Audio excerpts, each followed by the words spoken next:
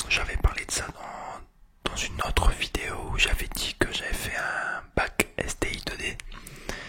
Donc vous étiez nombreux à me poser des questions là-dessus. Et je me suis dit pourquoi pas faire une vidéo sur ce sujet-là pour que ça aide ou que ça fasse réfléchir d'autres personnes sur ces filières technologiques. Ça peut intéresser beaucoup de monde, je pense.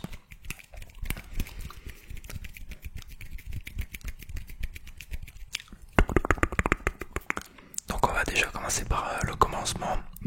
Alors j'étais en maternelle.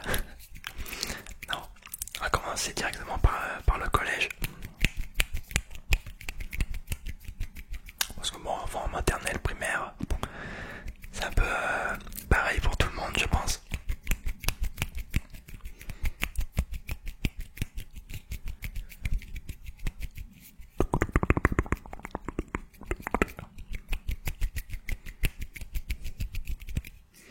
Alors le collège, il s'est rien passé de spécial, on va dire. On va dire que le collège c'était assez normal. Je travaillais quand il fallait travailler. Après, je suis pas vraiment un grand travailleur, on va dire, à l'école. Je fais un peu le minimum. Comme vous le savez, enfin, certains d'entre vous le savent, ma matière préférée c'est les maths. Et celle que j'aime le moins, c'est le français. D'ailleurs, dites-moi en commentaire dans quelle classe vous êtes. Ça m'intéresserait beaucoup de savoir en quelle classe vous êtes. Donc voilà, on va dire que la meilleure moyenne que j'avais c'était en maths. Après au collège on avait art plastique et technologie. Voilà quoi. Art plastique, c'est bien pour ceux qui veulent faire des études en dessin ou autre. Après technologie, je trouvais que c'était vraiment pas mal. On utilisait des outils, je sais plus comment ça s'appelait. Ça fait tellement longtemps. Donc j'ai eu mon brevet avec 12 et quelques de moyenne, je crois. Parce qu'en fait le brevet, pour ceux qui l'ont pas encore passé,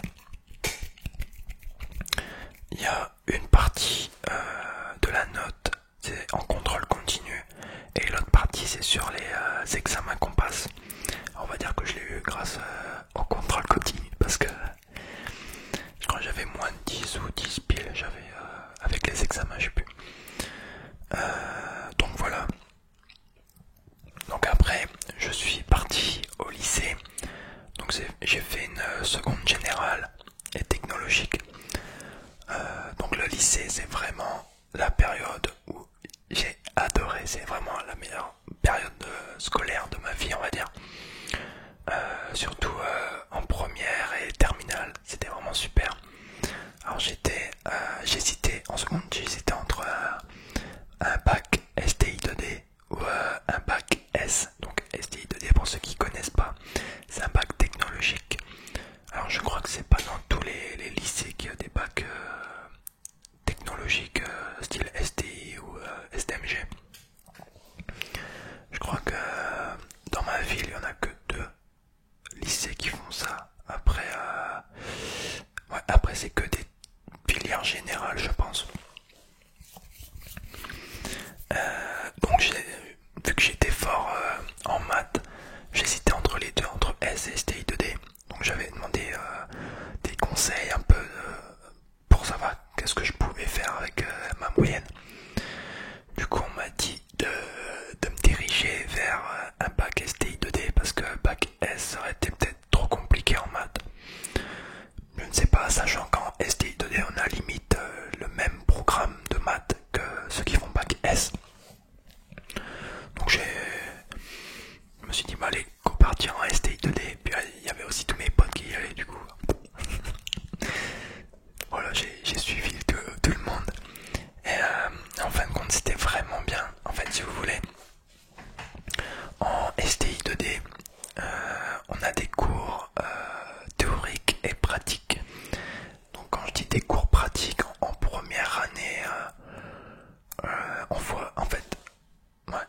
je vais parler de ça. Un STI 2D, il y a 3 ou 4 options. Ça dépend les lycées. Moi dans mon lycée il n'y en avait que 3. Dans d'autres lycées il y en a 4. Alors la première option c'est SIN. Donc système informatique et numérique, si je dis pas de bêtises. Donc c'est ce que j'ai fait. C'est sur le développement informatique, la programmation, etc. Après on a e-tech. Donc là c'est pour faire je sais plus comment ça s'appelle. C'est work oh, j'ai plus le nom. C'est pour faire des pièces en 3 dimensions. Donc vous les faites sur l'ordinateur et après vous les imprimez à l'imprimante 3D. Donc ça peut être des pièces en plastique, en métal, etc. Ensuite il y avait AC. Et après je sais plus. Donc il n'y en avait que 3. Mais il peut y en avoir 4. Je sais plus la quatrième. Donc moi j'avais fait SIN. Et en première année de STI 2D, on voit les 3. En fait on fait un circuit et on voit les 3 à chaque fois. Admettons pendant 2 semaines on fait SIN, les 2 autres semaines on fait e-tech, ainsi de suite. Donc moi j'ai voulu partir en SIN.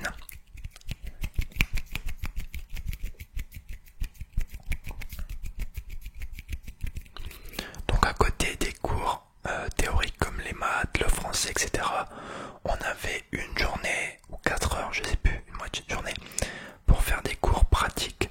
On avait ça 2 fois par semaine, je crois le mardi et le jeudi ou vendredi, je sais plus. Et donc en fait, les cours théoriques, par exemple les maths, nous aidaient pour les cours pratiques que je faisais en SIN, ou inversement, ce qu'on faisait en SIN, ça pouvait nous aider aussi pour les cours théoriques en maths. Sachant que en cours techno, enfin techno, on va dire que c'est pour les cours pratiques, on fait beaucoup de maths, surtout en SIN. Enfin c'est des maths qu'on voit en études supérieures, donc ce que j'ai fait en BTS, je l'avais déjà fait en STI. Donc là c'est des maths assez compliquées. J'avais fait une vidéo avec roleplay professeur où j'avais parlé un peu de AB bar, des trucs comme ça. Donc là c'est ce qu'on voyait déjà. Donc voilà. Donc en deuxième année j'ai pris SIN. Et si vous voulez en deuxième année on fait un projet durant toute l'année. En fait la note qui va compter qu'au F12 au bac c'est la note de projet.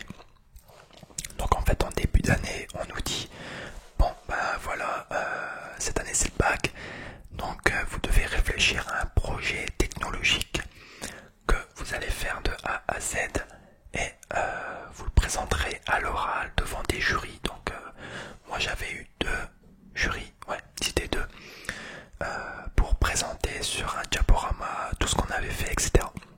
Donc ça c'était vraiment super. J'ai beaucoup aimé. Donc nous on avait fait un groupe de 4 avec mes potes. Donc j'avais trouvé l'idée du projet. Donc j'étais un peu chef de groupe on va dire. Et notre projet c'était une canne intelligente pour aveugles.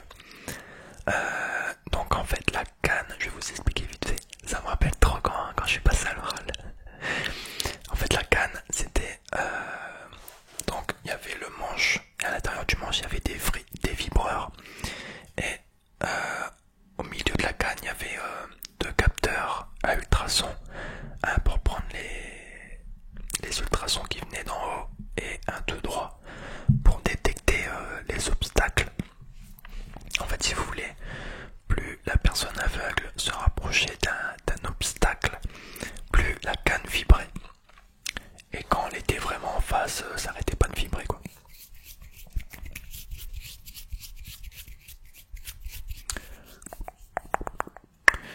Et on devait programmer justement les vibreurs qu'il y avait dans le manche, les capteurs. On avait mis aussi des lumières au cas où il fait nuit dehors. Et au bout on avait mis aussi un capteur je crois. Je sais plus. En tout cas c'est sûr il y avait 2 capteurs.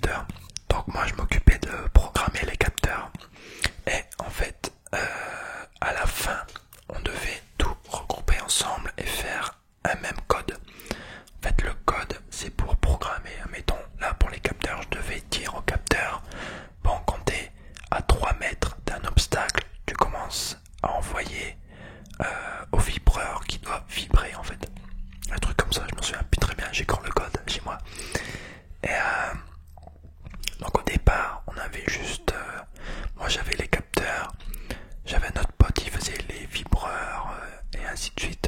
Il y en a un qui faisait tout ce qui devait, enfin il faisait le code pour que tout corresponde ensemble, c'est-à-dire les capteurs, les vibreurs, les lumières, etc. Et donc au début on faisait ça seulement chacun de notre côté et à la fin on travaillait tous ensemble. Donc à la fin on était en travail de groupe et ça aide énormément pour les études supérieures parce qu'en études supérieures on travaille beaucoup, enfin ça dépend dans quelle filière vous voulez aller, on travaille beaucoup en groupe dans les études supérieures.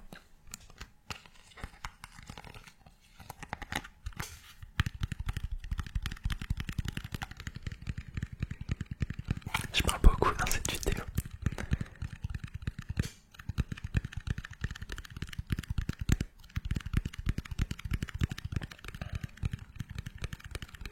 Donc là, à ce moment-là, la canne n'était pas encore physique. Après, on a demandé à des gens qui étaient en e-tech, donc ceux qui faisaient des pièces en 3D, de nous imprimer le manche et la canne, quoi. Et avec ce projet, on était à 4. Ce jour-là, je sais plus. Non, on était à 3. Parce qu'il y en a un qui n'était pas venu. Donc on avait été sélectionné pour aller montrer notre projet. C'était un concours d'ingénieurs à Lille. C'était à Lille. Sciences de l'ingénieur, je crois, je sais plus. J'ai même plus le nom. Donc on n'avait pas gagné, on est arrivé 4ème je crois. Donc ce qui est déjà super. En fait celui qui gagnait, il allait présenter son projet sur Paris. Donc voilà, donc dans notre classe on était deux groupes à avoir été sélectionnés. Donc voilà, et donc toute l'année on n'a fait que ce projet là. Et donc on est arrivé, donc on passe tout seul devant un jury final, Coef 12. Donc on doit expliquer pendant 15 minutes, 10 minutes, je sais plus, le projet qu'on a dû faire durant l'année. Donc j'ai eu 18 Coef 12. Donc j'étais sûr d'avoir mon bac. Donc voilà à peu près tout ce qu'on fait en STI. Alors, les filières technologiques, ils sont un peu, je vais pas dire dénigrés, mais quand on parle de filière technologique, on se dit oh non je vais pas y aller, etc. Je préfère aller en filière normale, enfin normale, en filière S, L, filière basique, sans s'intéresser aux filières technologiques. Alors qu'en filière technologique, je vais parler pour STI 2D parce que les autres je connais pas trop. Il y a STMG, après il y a ST2S, SES, je sais plus. Ouais. Donc